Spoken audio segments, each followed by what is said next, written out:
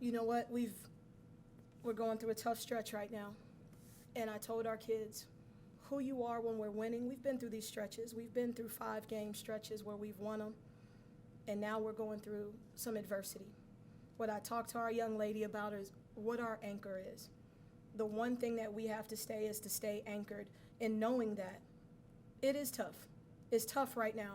What I'm proud of is we stayed anchored and we didn't drift. We competed in the third quarter to bring the game back into striking distance. We had a chance in the fourth to cut it to 6, missed a couple bunnies down there. We just got to do a better job of executing late. But right now we got a quick turnaround. So you fix what you fix and you get ready for the next one. But I'm proud of our young ladies. I'm proud of, how they didn't fold. We didn't fold. We competed.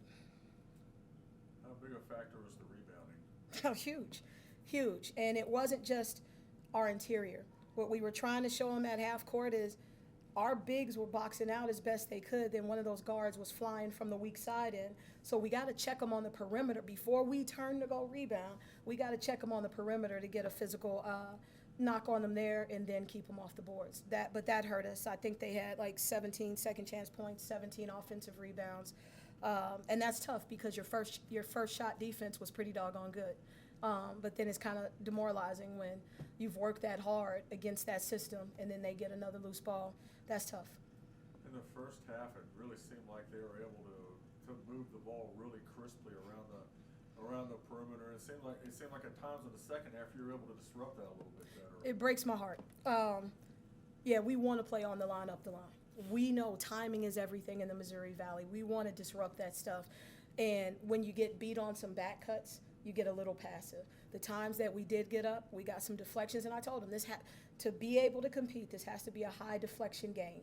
You got to disrupt their timing. You got to jump to the ball. The times that we did that, we got some deflections, we got some steals, but you can't get passive. You got to be able to do multiple things, and you got to move on the string to have help and trust your teammates that they're going to be there. You touched on too missing some bunnies here and there. I mean, it seemed like that was kind of a fairly consistent theme at times throughout the game too. It seemed like you were able to create some decent looks and just couldn't convert enough of them. Yeah, and that's tough. You're going to have those games. You're going to have those games, right? But that's when we got to go back. So we've had games with 17 boards there, and we just got to breathe a little bit and be in the flow of it. But that's why I said we executed. You can't control sometimes whether it goes down or not, but you can control that other end. And so we had a stretch where we limited them in the third and fourth quarter. But what you're looking at, how close we are, is 4 points in 2 quarters and take away 4 more, and you're right there. You're right there, averaging about 76 and a quarter and holding teams right under that. That's the sweet spot in this league. And if you can do that in this league, it's a couple of more possessions on both ends of the ball, and so there's no reinventing the wheel. There's just about doing what we're doing and staying anchored. And you kind of touched on it too, a busy stretch here that ends the game at Belmont Monday. It's I guess the message would be just try to put this one in the past and focus on Monday. The kids have been doing that. They've been doing that all season. And like I said, you're going through a stretch of adversity. You don't change what you're doing because what you were doing is good enough during those stretches. You just got to execute a little bit better, and that's what we need from our young ladies. One more thing, the seniors. I mean, obviously you'd like to send them out with a win today, but what about their contributions? What they meant for this group this year and for what you're trying to do long term here? Yeah, you're looking at 3 transfers. You're looking at 3 Southern Illinois region kids. Indy's a little further, but it's still the Missouri Valley Conference. That was intentional. It was intentional to go get players from this area. And when you talk about the impact that they're having, we got kids in the stands now from Southern Illinois region that we haven't been able to get on campus in recruiting, but they're watching what Janai is doing. She went through a stretch where she was averaging a double-double at 5'9", 5'10". They're looking at Indy, wanting to be in the Missouri Valley and understanding that and putting up 30-point games. Yeah, Karis hasn't been healthy, but you see the impact she can have when you see the explosiveness.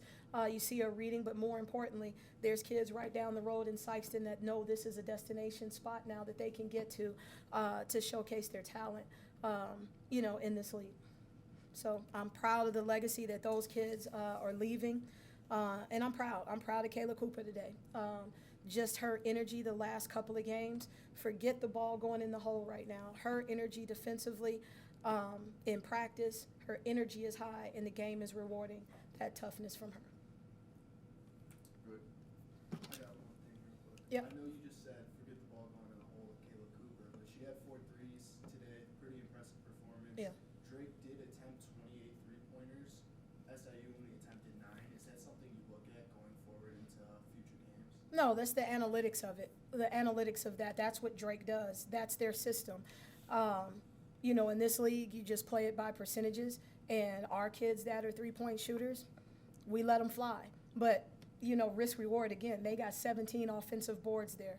So when you look at the percentages of that, they hit 8 of them. They hit 4 more than us. When we're in the flow of that, we talk about reversal threes. We talk about transition threes. But we're not going to be a team that just chucks up 30 threes like that a night. That's not our system now.